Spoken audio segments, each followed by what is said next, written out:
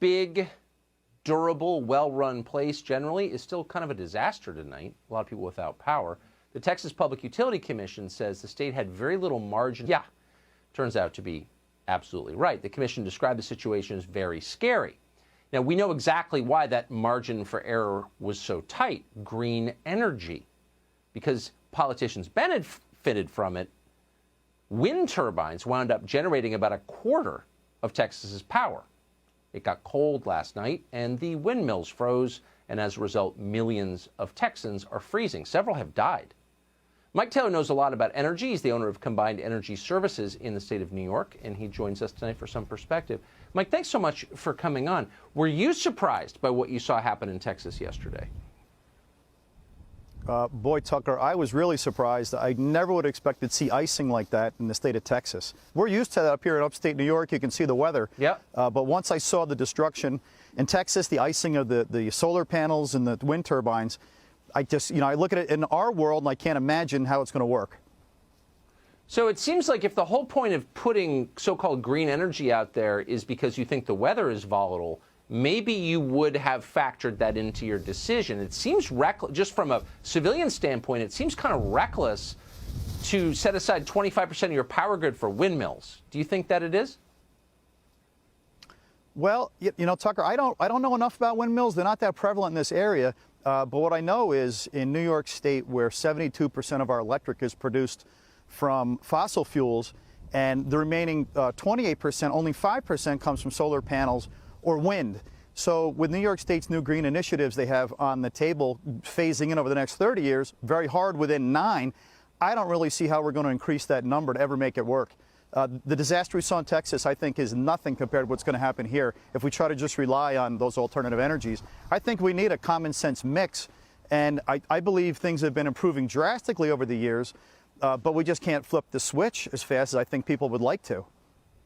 It seems to me, again, from an outsider's perspective, that we've allowed lunatic ideologues who know nothing about science or engineering to have a lot of control over our power grid. Do you think that's why? Shouldn't we let engineers make decisions about how our power grid runs, or no? Oh, I would definitely agree with you on that one. I mean, this is proven. Our winters up in the Northeast and all across the northern United States are much more severe than they have in Texas. I can't imagine how it's going to work in the long run. We see in New York State, it's looming in the next 9 years, we're not going to be able to install any fossil fuel appliances, such as a natural gas or propane gas or a home heating oil furnace or boiler. So 9 years from now, we're going to be forced to tell our customers they have to use electricity. On top of that, a lot of homes are not set up to have the amperage to allow to convert to electric. New York State, we have some of the highest electric rates in the country. So how are we going to switch from fossil fuels to a more expensive product? I just can't imagine. On top of that, Tucker, in New York State, they're proposing on the floor in our state assembly and the Senate right now carbon taxes. They want to carbon tax all our fossil fuels. So that's gasoline, diesel, natural gas, propane, and home heating oil, everything. So a carbon tax on top of what the pandemic with a New York State's $15 billion budget deficit, I can't imagine how we're going to be able to do it. How can anybody afford to get to work or even heat their home? I mean, outside of New York City, Westchester County, and the Hamptons, New York is a poor state. Drive around it, and you will find that out very quickly.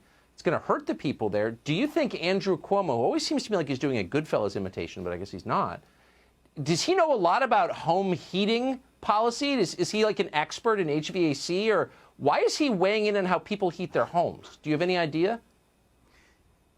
I can't tell you. I'm sure his home is warm in Westchester or Albany, wherever he is. But the people in New York State are struggling. And if we're going to tell them that you have to remove your natural gas or propane, any of your heating appliances, and you have to go to electricity, and with it, that electricity has to come from clean energy, Tucker, doesn't exist. Only 5% now comes from alternative energy. We have hydroelectric. We're not building any more of that in New York State. So where they think within 9 years we're going to start phasing out rapidly fossil fuels, it's unbelievable. So where these policies are coming from, I think that our elected officials in Albany are out of touch.